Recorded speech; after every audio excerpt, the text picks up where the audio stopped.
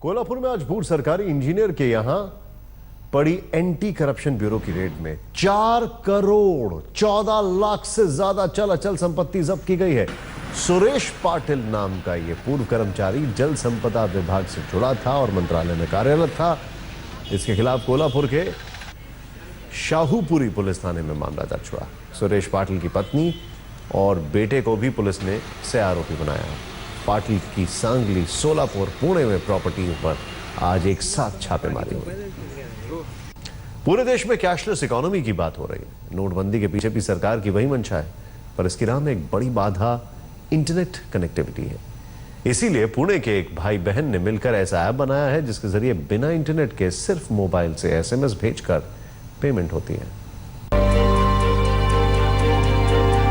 पुणे के 2 इंजीनियर भाई बहनों ने एक ऐसा ऐप बनाया है जो बिना डेटा के भी पैसे एक बैंक खाते से दूसरे बैंक खाते में ट्रांसफर कर देता है। छोटे शहरों और गांवों में ये ऐप बहुत कारगर साबित हो सकता है, जहां इंटरनेट की कम या ना के बराबर पहुंच है। इस ऐप को बनाने के लिए इन दोनों भाई बहनों ने अपना हाई प्रोफाइल जॉब छोड़ा और ये इससे कोई मुनाफा भी नहीं कमाना चाहते। अगर किसी दोस्त के पास ऐप है तो वो शेयर कर सकता है, लेकिन एक बार सिक्योरिटी के लिए हम लोगों ने एक जगह पे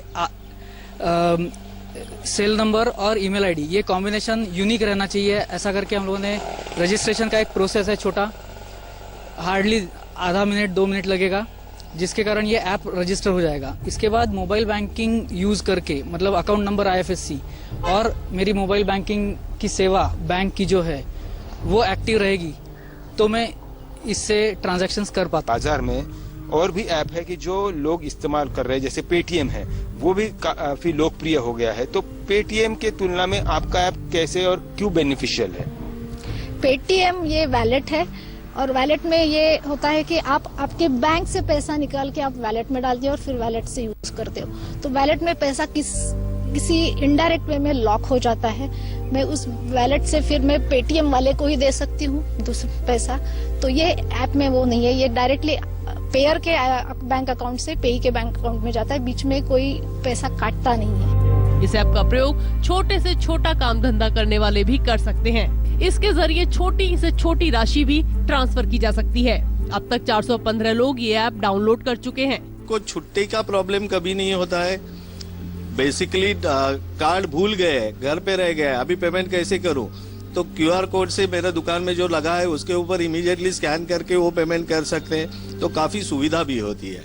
इस ऐप का प्रयोग करने के लिए स्मार्टफोन की जरूरत भी नहीं है। एक साधारण सस्ते फोन में भी ये ऐप काम कर सकता है। 1.5 साल से यूज कर रही हूँ और जो भी मेरे घर कामों के पैसे आते हैं वो मेरे डायरेक्ट अकाउंट में जाते हैं और फिर मेरे को जितना चाहिए उतना ही यूज करती हूँ। इससे मेरी सेविंग ज्यादा होती है। जी वाला हो, स्त्री वाला हो या आपके घर में काम करने वाला आपका घर का आदमी हो, सब ये इस्तेमाल कर सकते हैं। 5000 की ट्रांजैक्शन इसमें हो सकती है और सबसे बड़ी और खूबी वाली बात है कि इसकी जो जानकारी है वो किसी भी सर्वर पर नहीं जाती। आपकी जानकारी सिर्फ आपके मोबाइल में रहती है और SMS के जरिए ही ये ट्रांजैक्शन किया जाता है।